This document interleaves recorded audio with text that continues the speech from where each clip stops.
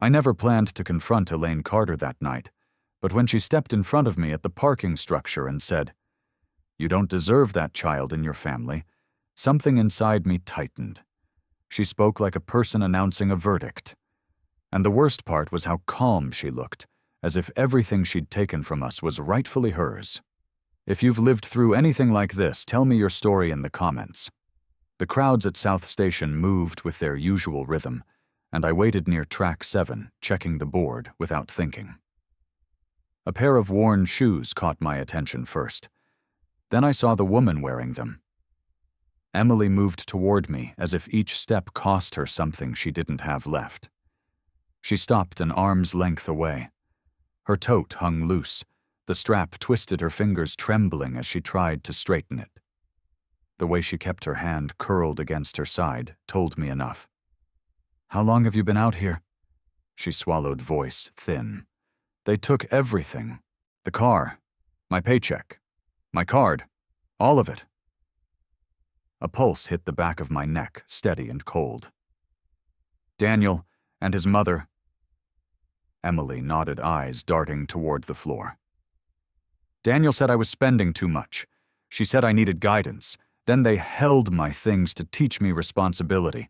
That's what she called it." Commuters brushed past. No one slowed down. She tightened her coat around her body, though the station wasn't cold. Her breath shook when she tried again. "She told me CPS would take my son because I'm unstable. She kept repeating it until Daniel started saying it too. And now..." Her voice drifted. "How long did they keep you in that house?" A moment passed before she answered. "Months. Every time I tried to leave, she said I was abandoning my family. She took my logins. She changed my bank access. She filmed me during an argument and edited it. It looks awful. I don't even know how she did it." My jaw tightened, but I kept my tone level. "Show me what you have left." Emily loosened the tote's zipper. A single folded bus schedule, a water bottle half full, and nothing else. She angled her body to block the view, embarrassed. Her voice dropped. "She said she'll take my child any way she can, at any cost," were her words. People hurried by with luggage and coffee cups, unaware of the world breaking 2 feet from them. Emily tried to stand straighter, as if she needed to prove she hadn't collapsed yet. "Did Daniel ever try to stop her?" "He told me to just listen, said she knew better.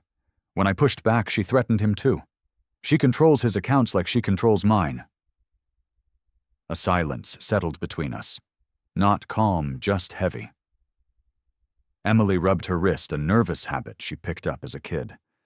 That small gesture cut deeper than anything she'd said. "Come with me," I told her. She didn't hesitate. We moved through the station together. She stayed close, matching her steps to mine. My phone buzzed as we reached the exit. A message from a number I hadn't used in years. One of the men who served with me. I'd sent him a single text while walking toward Emily, 4 words. "Need help."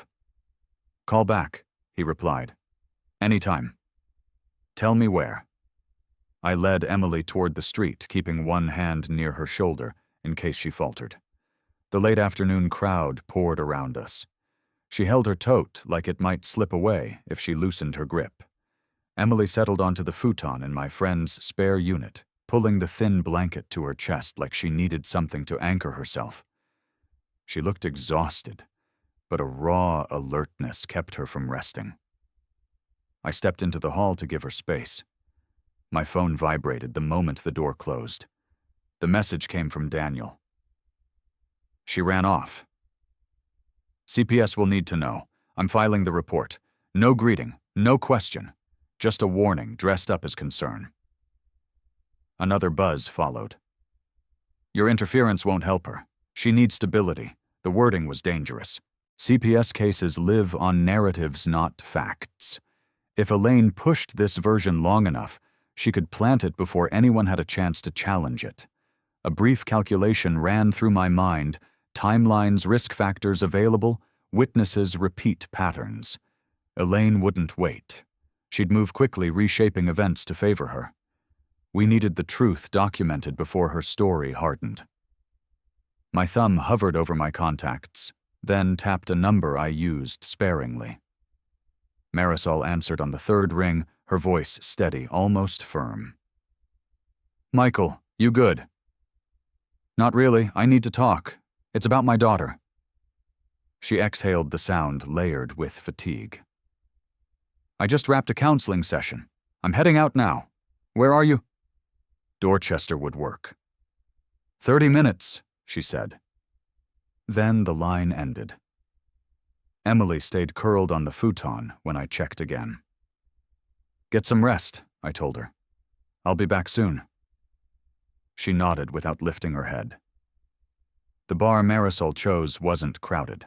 A few locals nursed drinks, and a jukebox hummed a tune that nobody listened to. She waved me over to a corner table, dropping her bag onto the seat beside her. "Tell me everything," she said. The summary came out rough, not because I wanted to soften anything, but because every detail felt like a trap Elaine had set. Marisol's eyes sharpened as she listened. "That's not just control," she said when I finished. "That's conditioning. She's been working on Emily for a long time. Emily didn't even notice when it got worse. That's how it works. Isolation, financial pressure, guilt, repeated phrases. It leaves someone feeling like they're the one failing." Her explanation landed with weight. I'd seen versions of this in the service, good soldiers twisted by someone who spoke with just enough authority to sound credible. Elaine fit that mold too well. Marisol sipped her drink, then leaned forward.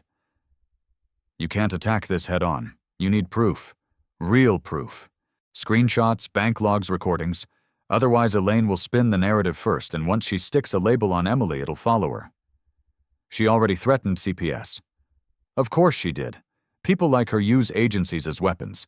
Doesn't mean she understands how they actually operate." My phone lit up again. A different number this time. A neighbor from Quincy who knew Emily. The text read, "She's here." The older woman. "She's digging for papers. Looked through the fence. Thought you should know." Marisol watched my expression shift. "Bad?" she asked. "Elaine's at the house," I said. "Going through documents." "Then she's escalating," Marisol replied. "She wants leverage before you counter anything." Another thought tightened my chest. Emily's medical forms, school notices, custody-related mail. If Elaine had access to those, she'd stitch together a set of concerns for CPS, even if none of it was true. "Michael," Marisol said, lowering her voice, "you need to treat this like a structured op. Control what she can touch. Document what she already touched. Don't let her set the pace." Her tone reminded me of briefings from years ago. Not nostalgic, just precise. A server passed near our table, and Marisol raised an eyebrow. "One more thing. Emily's been under psychological pressure for months. Don't rush her. Don't demand too much too soon. She'll break if she feels cornered again." "She already feels cornered." "Then you have to steady the ground under her feet." For a moment, neither of us talked. The bill landed between us, and Marisol pushed it my direction, with a look that said she'd handled enough emotional crises for the day. "You headed back to your daughter?" she asked. "Not yet. I need to check the house first." "Call if you find something you didn't expect." Her voice didn't waver, but the warning lived between the words. I rose from the table, slid my phone into my jacket, and stepped toward the door. The door swung behind me as I told Marisol, "I've got to see what Elaine touched before she buries us." The drive to Quincy didn't take long, but every block tightened something in my chest. Emily's street looked the same as always, cars lined up, a couple of neighbors chatting on their porches, yet the house carried a tension that hadn't been there before. The back gate hung unevenly. A mark near the latch suggested someone had shoved it open with more force than care. The rear door stood ajar. A slow breath steadied my hand before pushing it wider. A faint shuffle of papers reached my ears as my boot brushed something on the floor. A cardboard box lay split-open documents scattered across the linoleum. A folder with medical notes for Emily's son was flipped over the pages bent. Under the kitchen cabinet, a small USB drive gleamed faintly. I crouched and pulled it out with 2 fingers. Someone had searched with purpose. A call to Daniel seemed necessary. Tension edged his voice as soon as he answered. "Why are you at the house?" he asked. "I should be asking you the same question. The back door's been forced. Papers everywhere." A pause lingered long enough to feel deliberate. "Mom probably needed something. She's just trying to reclaim what belongs to our family." "Emily's paperwork belongs to her, not your mother. She wouldn't touch anything vital. You're reading into things again." He sounded defensive, not surprised. The shift threw a warning through my mind, but pressing harder wouldn't get a straight answer. "Did you know she was coming here?" "She said she might check on a few things. Nothing serious." Nothing serious while a custody claim hung over Emily's head. "Daniel, if she removes documents, that's evidence tampering." Another pause. "She told me you would twist this. I'm not doing this with you right now." The line went dead. The USB weighed almost nothing, yet it felt heavier than the whole box of records. Something told me this wasn't a random oversight. Whatever Elaine sought, she expected to find leverage. My thumb rubbed the casing before tucking it into my jacket. I stepped out of the house without disturbing anything else. No need to give Elaine a chance to claim I'd altered the scene. Revere Beach sat 2 towns away. A former teammate, Ray Dempsey, kept a repair garage near the shoreline. He preferred engines to people, but he understood data better than most analysts I knew in uniform. He opened the door before I reached it. "You look like hell," he said. "Need a second set of eyes." Ray gestured toward his workbench. We sat across from each other while he plugged the USB into his laptop. Lines of code and timestamps scrolled across the screen. His brows pinched together. "This file's been edited 6 different ways," he muttered.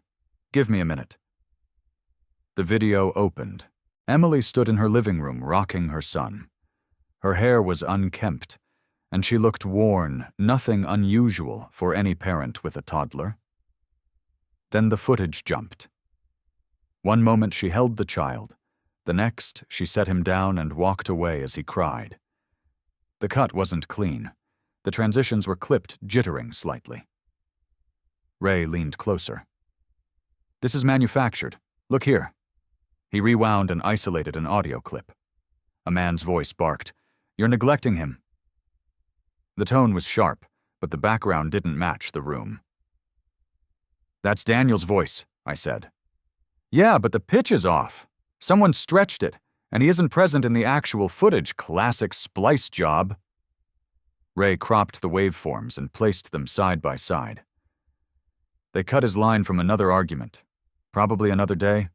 Probably another topic. Sloppy work. It hit hard. Not only had Elaine staged parts of the video, she'd dragged her own son into the fabrication. Whether Daniel knew or not, he'd been weaponized. A sense of doubt crept in. Helping Emily expose this felt necessary, but standing between a mother and a manipulated narrative often backfires. If courts accepted Elaine's version, Emily could lose custody. Intervening without airtight evidence could sink us. Ray watched the hesitation pass over my face. "You're thinking too far ahead," he said. "Stick to what's in front of you. This clip is a fake. Anyone trained can prove it." Courts don't rely on anyone trained. They rely on who speaks first. Then speak faster. Simple advice, hard to execute. My phone buzzed. A neighbor's message again, brief and alarming. Elaine told people Emily's unstable. Spreading it around, folks are talking. Rumors travel faster than truth, especially in neighborhoods where families stay for decades, and stories become fact by repetition. With every minute, Elaine shaped an image of Emily that had nothing to do with reality. Ray rose from the stool and walked toward a shelf. "You'll need this," he said, handing over a compact audio device. "Voice activated, small, battery lasts days. Plant it where you think she'll talk freely." The weight of the device pressed into my palm, like a contract I hadn't agreed to, but knew I'd follow anyway. "How do you want to handle this?" Ray asked. "Collect everything before she tightens her grip." He nodded once, a silent understanding forged from too many operations where failure wasn't an option. I slipped the recorder into my pocket and thanked him. The garage door creaked as he pushed it open behind me. The breeze carried the faint scent of salt water, but my mind was already several miles away, mapping out where Elaine would strike next. The recorder Ray gave me fit neatly into a small gift bag, blue harmless, the kind people use for candles or scented soap. I wrapped it around a box of cheap stationery taped to the corners and filled out a delivery slip with Elaine's address. The woman at the counter scanned it without a second glance. Nothing about the package suggested surveillance, and that was the point. Elaine trusted appearances. She rarely questioned anything that looked polite. By the time I returned to the apartment, Emily waited near the kitchen counter with an envelope crumpled in her hand. Her shoulders stayed rigid as if she were bracing for impact. "They sent this," she murmured, placing the letter on the counter. "A summons from family court." The claims were printed in sharp, clinical language: abandonment, emotional instability, unsafe environment for a child. Elaine had moved faster than I expected. Emily pressed her fingers to her forehead. "She's saying I left the house to avoid responsibility, that I put my son at risk." "That's her narrative. It's not evidence. It won't matter if the judge believes her first." She wasn't wrong. Courts often react to urgent allegations before examining context. Allowing this document to stand without a rebuttal could cost her everything. A plan formed quickly, not because it came easily, but because hesitation had already cost us too much. "We're going to see a lawyer, now." The drive to Roxbury felt heavier than the one to Quincy. Emily barely spoke. She gripped the seatbelt as if the car might tilt. When we reached the law office, she hesitated at the doorway. "Just walk in," I said gently. The attorney, a compact man named Howard Klein, greeted us with a nod. He didn't waste time. He skimmed the summons, then placed it flat on his desk. "This is a positioning move," he said. "She's creating a story before you can." Emily blinked. "What does that mean for me?" "It means she wants the court to picture you a certain way, unpredictable, unreliable, overwhelmed. If she gets enough momentum behind that image, she can ask for temporary custody with conditions." "She's lying," Emily whispered. "I know, but she's not playing to truth, she's playing to perception. And perception becomes fact if you don't counter it." He opened a notepad. "Michael walked me through everything that's happened in the last 72 hours. I laid it out, the financial control, the threats, the cut-up video, the break-in at the house." Klein wrote quickly, occasionally pausing to clarify dates or word choice. "Do you have any recordings?" he asked. "Working on it?" Working on it wasn't enough, but it was all I could say. Klein leaned back. "Here's the reality: if Elaine files an emergency petition, the court may temporarily remove your child just to be safe. You need solid evidence before she makes her next move. Otherwise, she controls the pace." Emily's breathing grew shallow. I placed a steadying hand near her arm without touching her. A vibration in my pocket interrupted Klein's next sentence. The delivery had reached its destination faster than expected.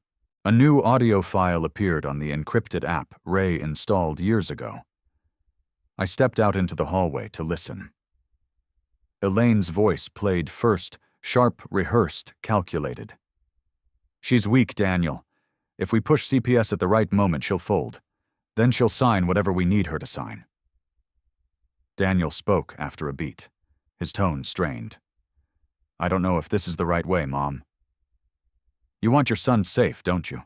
She's unstable. We can prove it. CPS doesn't need much. One officer with the right report, one visit where she looks overwhelmed, it's enough. Daniel mumbled something I couldn't catch. Elaine didn't slow down. She signs the transfer, she gives up the house, and then we can take the child without a fight. But this must end soon. I want this done by the end of the week. My grip tightened on the phone until my knuckles stung. End of the week. They weren't just planning to undermine Emily, they were planning to erase her. The hallway felt colder, as if the building itself recoiled from what I'd heard. Returning to the office, I handed Klein the phone. He listened for less than 15 seconds before lowering it. This changes everything, he said, but only if we authenticate the recording and act fast. Emily searched my face. What did she say? Klein didn't soften the blow. She intends to use CPS pressure to force you into surrendering custody and property rights. She's pushing Daniel to help her. Emily leaned forward, eyes closed, as if steadying herself against a tide. Klein continued outlining next steps, protective filings, emergency counterclaims, evidence tagging.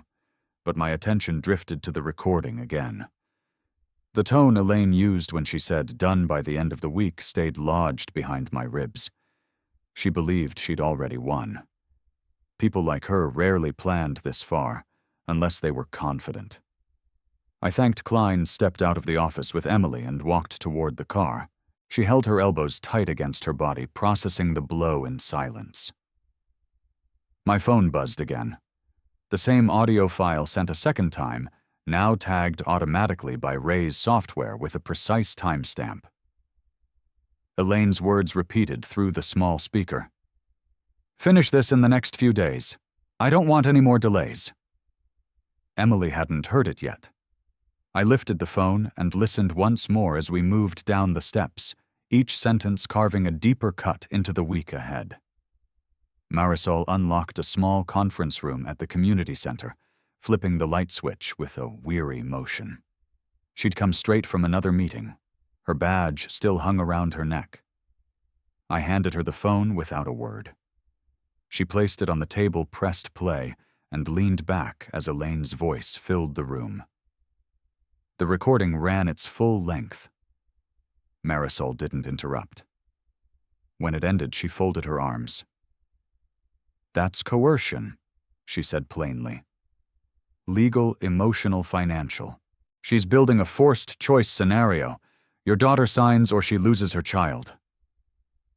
Emily sat in the chair next to me, her hands locked together. She's really going to do this, isn't she? She already is, Marisol answered. She's not worried about right or wrong. She's focused on control. Emily stared at the table. What do we do now?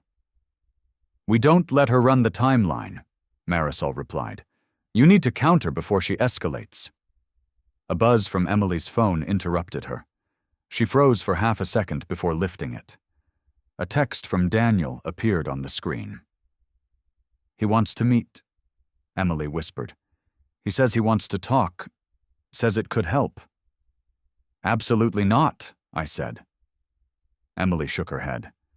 If I refuse, his mother will claim I'm evasive. She'll call CPS. I know she will. Marisol looked between us. Meeting Daniel is dangerous, but if he's wavering, he might reveal something useful. My stomach tightened. This entire mess had spiraled faster than expected.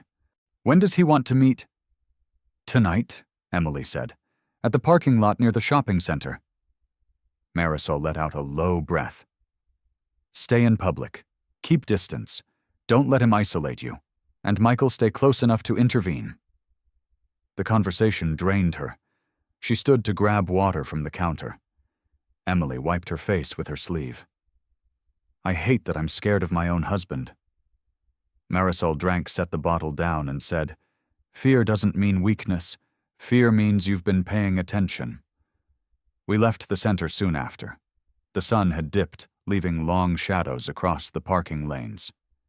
The lot near the strip mall was partially lit, busy enough to feel safe, but open enough to see trouble coming.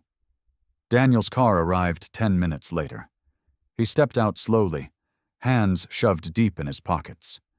His shoulders sagged, as if he carried too many conversations in his head at once. Emily moved a few steps forward. "Why are you doing this?" she asked. Daniel looked past her at the pavement. "Mom says you're planning to run. She says you left the house in a state. She says there's proof." "What proof?" Emily asked. He flinched. "She has files, videos, notes, messages. She keeps everything. She says I have to back her up or I'll be helping you avoid responsibility." "Responsibility?" Emily repeated, disbelief creeping into her voice. Daniel rubbed his neck. "She also brought up the months you didn't put money in the joint account. She said it shows you weren't contributing, that you've been unreliable." My jaw locked. Elaine had twisted that period into another accusation. Emily hadn't transferred funds because Daniel insisted she use her own debit card, something he'd now deny or reframe. Emily stepped back. "I stopped putting money there because you told me to keep purchases separate." Daniel swallowed hard. "I know what I said. Mom says it doesn't matter. She says the paper trail shows what it shows." A man walking his dog drifted through the lot. Cars rolled by. Life kept moving while the three of them stood frozen in a moment none of them could escape. Emily wrapped her arms around herself. "You don't even believe what you're saying." Daniel lifted his head. His voice shook. "I don't know what I believe. She's got everything. She has documents. She controls the accounts. She said if I don't cooperate, she'll say I ignored warning signs, that I endangered our son." Emily nearly whispered, "She's scaring you too." "I'm trying to keep everyone safe," he said, but the words rang hollow as if borrowed from someone else. A gust pushed a few receipts across the pavement. Daniel glanced toward me for the first time. "You shouldn't be here." "I'm not interfering," I replied. "I'm making sure the conversation stays honest." He scoffed under his breath. "Honest, right." Emily reached toward him, then stopped herself. "Daniel, she's telling people I'm unstable. She's saying I abandoned my child. You know that's not true." His hands curled into fists. "You don't understand what she's capable of." "I understand better than you think," Emily said. Daniel took a step backward. His resolve cracked for a second, then hardened again. "She wants the papers signed in a few days. She said if I don't help her, she'll take action herself." Emily stared at him, stunned. "Papers? What papers?" He backed toward his car. "Ask her. I'm done for now. I can't do this tonight." "Daniel," Emily called out. "What papers?" He didn't answer. He opened the car door, slid in, and started the engine with a jerk. Before pulling away, he muttered through the window, barely loud enough to catch. "She wants everything settled before the weekends." His car rolled out of the lot, leaving a thin trail of exhaust and a heavier trail of dread. Ray had 2 laptops open on the workbench when I arrived at the garage. Another teammate, Morris, leaned over a stool, scrolling through code with his glasses pushed up on his forehead. They both looked up when the door shut behind me. "Tell us you brought something new," Ray said. "I need you two to analyze the earlier file again," I replied. "There's more hidden in it. I can feel it."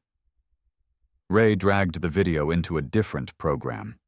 Morris adjusted the timeline, slowing the feed until the frames ticked by one at a time. The numbers across the bottom flickered oddly. "Hold on," Morris muttered. "Look at the timestamp. It jumps backward here. Poor editing.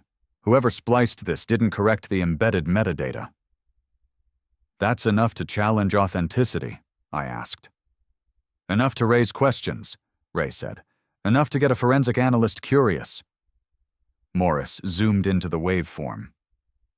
Audio jumps too. Different recording device, different compression. Amateurs. They stitched it together like a high school project. The evidence gave me a strange mix of relief and unease. Relief that Elaine's plan wasn't airtight. Unease that she still had the advantage of being first to file. Ray tapped the keyboard. We can run a full authenticity check, but the misaligned timestamps already scream tampering. A sliver of hope surfaced. Small but real. Then my phone rang. Daniel. The screen glowed with his name. I answered cautiously. Why are you calling me? His voice trembled. We need to meet. Not at home. Not near Mom. Somewhere away from people. What happened? She's preparing new documents. Ones you haven't seen. Please, just meet me. I agreed to a location, an underground parking garage near the highway, mostly empty at night. Something about the request felt fragile, as though he'd only reached out after wrestling with himself for hours. Ray shot me a look. You sure about this? No, I said. But it has to be done. The garage smelled of oil and lingering exhaust. Daniel waited near a support column, arms wrapped around his chest. His face looked drawn the way people look when they haven't slept or eaten in a day. He didn't let me approach too close. She's making another file, he said. This one's worse. What kind of file? A report, photos, notes. She says it will prove Emily put our son in a dangerous environment. She's building a case that Emily took him to unsafe places to punish me after arguments. Did she? I asked. No, he said sharply. None of it happened. But she's writing it as if it did. She says judges listen when it's about child safety. She says... He stopped himself, rubbing his forehead with the heel of his hand. What else? I pressed. She wants me to sign a statement backing it up. Says if I don't, she'll cut off access to our accounts. The house. Everything. She's threatening to make me look negligent if I stay on Emily's side. His voice cracked on the last word. You don't need to sign anything, I told him. You don't get it, he whispered. She owns everything. My name's on the house, but she paid for most of it. She covered debts I had before I met Emily. If I cross her, she'll bury me. There it was. The truth Daniel never said aloud. He wasn't just manipulated. He was financially bound, emotionally cornered, and completely dependent. Elaine had been tightening that leash for years. A small part of me warmed at the thought that he'd finally asked for help. Another part stayed on guard. People who fear their abusers often swing unpredictably between confession and loyalty. Why come to me? I asked. Because she's planning something big. She said everything needs to be locked down this week. She said she's arranging a signing, a transfer of rights. She wants Emily to hand over custody and the house in one meeting. She thinks Emily will break under the pressure. Emily would break. Anyone would. Daniel's knees bent slightly, as if he might fold onto the concrete. I don't want her to lose our child. But I can't go against Mom without proof she's lying.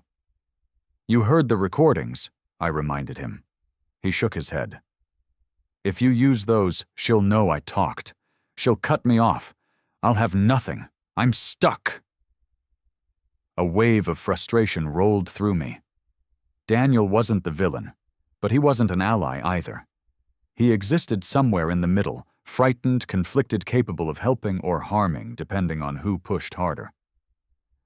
A buzzing sound came from his pocket. Daniel glanced at it, flinched, then stuffed the phone back as if it burned him. She's texting, he whispered. I have to go. Daniel. He backed away. Don't drag me into this more than I already am. I can't stand up to her. Then at least don't stand in our way. He didn't answer. He turned, walked to his car, and pulled the door shut. Through the window he murmured something I barely caught. She wants the signing in the underground lot at Westbridge. She said you won't interfere there. His engine sputtered to life, and he drove off, leaving me under the echo of his mother's grip. When the taillights disappeared, I called Emily. She answered with a shaky breath. What did he say? He confirmed she's planning a forced signing this week, and she's making more fake evidence. Emily didn't speak. A soft exhale told me she'd heard enough. A notification pinged an email forwarded from her inbox. Elaine had written it. The subject line read, "Concerning the safety of the child." The content dripped with veiled threats about CPS and immediate intervention. I ended the call and dialed Marisol. "I need you to contact that prosecutor you know," I said. "We'll need someone in the shadows during the signing." She didn't hesitate. "Tell me when and where." I stepped out of the garage, the phone still warm in my hand, already thinking through the next move before Elaine could make hers. The underground lot at Westbridge Mall stretched out in long rows of concrete pillars and faded lane numbers. Ray and Morris waited behind a parked van, checking the transmitter one last time. The small device pulsed with a steady signal, just enough for the prosecutor's team to track our location without tipping anyone off. I tucked a second recorder into my jacket. Redundancy mattered. Emily stood near the designated column, hugging her coat. She tried to steady her breathing, but her hands betrayed her. A faint tremor kept running through them. "You don't have to do this alone," I told her. "I know, but she wants me to look scared. I can't give her that." She forced herself upright. The sound of heels clicking on concrete announced Elaine before she stepped into view. She carried a thick folder, the corners stuffed with tabs, sticky notes, and color-coded sections. Daniel followed a step behind, avoiding eye contact. Sweat darkened the collar of his shirt. Elaine approached with an exaggerated sigh. "Emily, dear, I didn't want it to come to this, but you've left us with no choice. We need to resolve everything today." Emily clenched her jaw. "Resolve what? Custody, property, stability, all the things you've neglected." Elaine held out a pen, as if performing an act of mercy. "Sign these and we can end this without further embarrassment." Daniel's gaze flicked back and forth from his mother to Emily, then toward me. His hands wouldn't stay still. One kept brushing his thigh. The other adjusted his watch again and again. Elaine placed the packet on the hood of a nearby car. "I know this is overwhelming, but families have to make difficult decisions." "Families don't threaten CPS," Emily said. Elaine adopted a patronizing smile. "I only mentioned CPS because I care about the child's well-being. Any responsible grandmother would." Ray, hidden behind the van, raised 2 fingers, signal that recording was live. Elaine tapped the top page. "We're giving you a chance to fix your mistakes. Sign, and we won't pursue further action." Emily stared at the stack, then whispered, "You want me to give up my son?" "I want you to acknowledge your limitations," Elaine replied. "If you don't, agencies will step in, and we all know how painful that process can be." Her tone sharpened on the last words. Daniel's breath caught. The line between discomfort and fear showed plainly on his face. Emily managed a single sentence. "You're forcing me." Elaine spread her palms. "I'm guiding you. You should be grateful." That word snapped something in me. Gratitude twisted into obedience. I stepped forward. Elaine spun toward me. "This doesn't concern you. Back away." "It concerns me the moment you threaten my daughter." She reached for the papers again. "Emily, ignore him. Sign now or this escalates." Daniel swallowed. "Mom, maybe we should slow down." "Daniel, stop," she snapped. "You know what's at stake." She grabbed Emily's wrist and shoved the pen toward her. "Do it!" That was enough. The transmitter in my pocket activated with a click. I raised the small speaker Ray had rigged, pressed a button, and Elaine's own voice, cold, deliberate, poured into the garage. "She'll fold if we push CPS at the right moment. She signs she gives up everything. I want this done by the end of the week." Elaine froze. Daniel's eyes widened. Emily stepped back as if air had returned to her lungs. Elaine's mouth opened and shut without forming a word. She reached for the folder as though covering it would erase the sound echoing off the concrete. "Turn that off right now," she hissed. "It's your voice," I said. "Your plan." Daniel looked at his mother with something approaching horror. "You told me it was for the best. You said she was dangerous." Elaine grabbed his arm. "I did this for you, for our family. She would have ruined everything." The moment broke him. "Mom, you made me lie. You made me sign things I didn't understand. You made me say she did things she didn't do." His words overlapped, fear, anger, despair. Footsteps approached from the far end of the garage. The prosecutor's team moved with controlled purpose. No shouting, no dramatic entrance. 2 officers stepped forward while another approached Elaine with calm professionalism. "Ma'am, we need you to come with us," one of them said. Elaine jerked away. "I protected my family, I protected my grandson. You people don't know what she's capable of." The officer repeated his command. "Ma'am, place your hands behind your back." "Stop this!"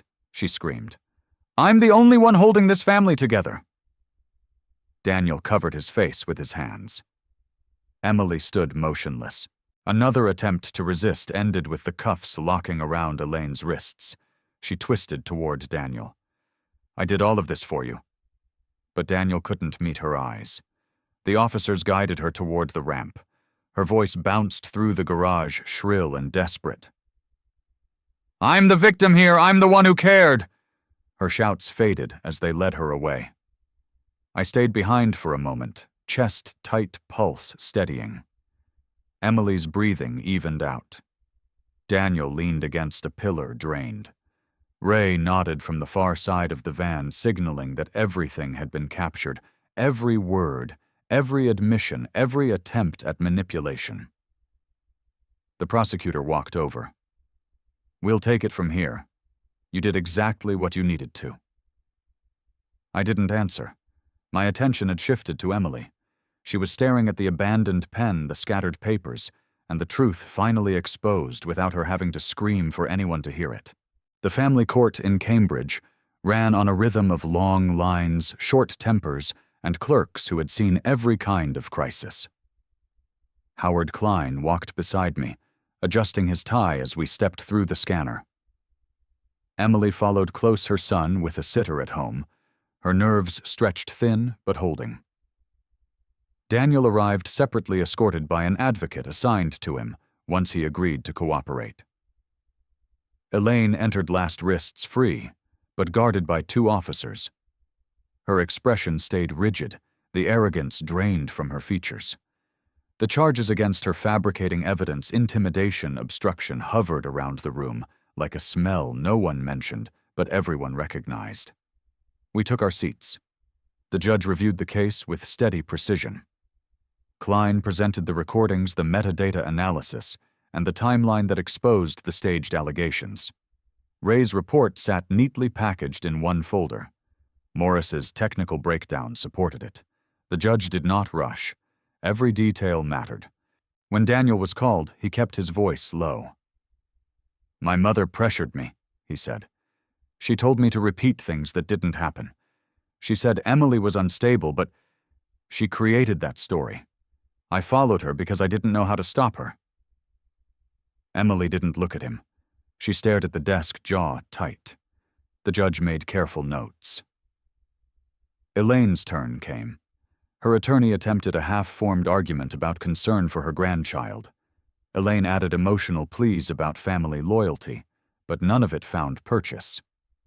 The recordings contradicted her. The edits in the videos contradicted her. Even Daniel contradicted her. By the end of testimony, the judge announced the preliminary ruling Emily retained full custody. Elaine's contact with the child was suspended indefinitely. Charges would proceed to criminal court. No celebration followed. No moment of triumph. Just a long exhale from Emily as she leaned against the bench, relief blended with fatigue. She'd won safety, but not closure. We left the courthouse. Daniel approached tentatively. "I'm sorry," he said.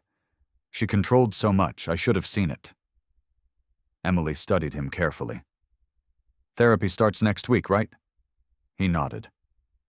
"Mandatory sessions. And I'm moving out of the house for now." "Good," she replied. "Do the work. That's all I need to see." He accepted her words as a verdict he deserved. Later that week, I drove Emily to a follow-up appointment for her son. She spoke sparingly during the ride, stopping mid-sentence once or twice, as if her thoughts drifted somewhere she wasn't ready to share. Trauma doesn't evaporate when a judge signs off on a file. It lingers waiting for quiet moments to tap someone on the shoulder. After the appointment, we sat in the parking lot for a minute. She kept her gaze forward. "Dad," she said softly, "why didn't you ever say anything when things were bad between us when I was younger?" I rested my hands on the steering wheel. I thought staying steady was enough. Thought keeping calm would help the family not make you worry about me. But I see now that silence can look like distance. She breathed slowly. "I didn't think you cared." "I did," I answered. "I just didn't know how to say it without making things harder. I'm learning now."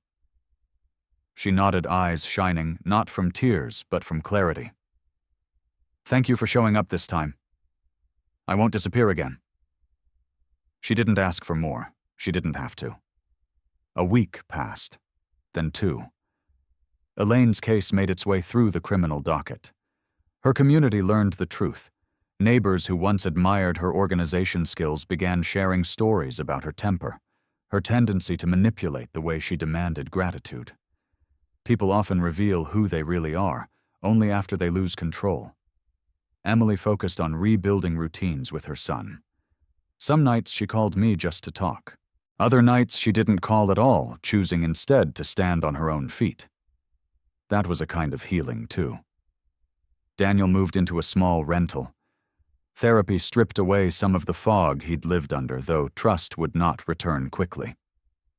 He visited the child under supervision and never questioned the rules.